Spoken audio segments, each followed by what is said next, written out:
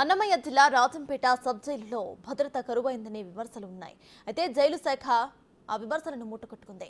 గతంలో ఈ sub jail నుంచి ఓ ఖైదీ పరారు కాగా ఇప్పుడు మరో ఖైదీ కూడా జైలు నుంచి తప్పించుకున్నాడు.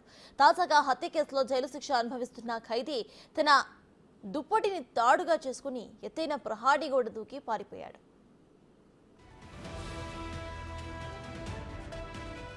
రైల్వే కోడూరు రంగనాయకులపేటకు చెందిన భాష 2 హత్య కేసుల్లో శిక్ష పడడంతో 9 నెలలుగా జైలులో ఖైదీగా ఉంటున్నాడు. అయితే వంట చేసేందుకు సెల్ నుంచి ఖైదీని బయటికి వదలగా దుప్పటిని తాడుగా చేసుకుని గోడ దూకి పరారయ్యాడు భాష. వార్డెన్ కానిస్టేబుల్ శ్రీనివాసులు లేని సమయం చూసుకుని అవలీలగా ఎత్తైన గోడ దాటేశాడు. ఈ ఘటనపై సిబ్బంది అప్రమత్తమయ్యారు. విషయం తెలుసుకున్న జైలర్ మల్రెడ్డి పట్టణ పోలీసులకు ఫిర్యాదు చేశారు. ఘటనపై కేసు నమోదు చేసిన సీఐ మద్దయ్య ఆచారి ఖైదీ కోసం గాలింపు చర్యలు చేపట్టారు.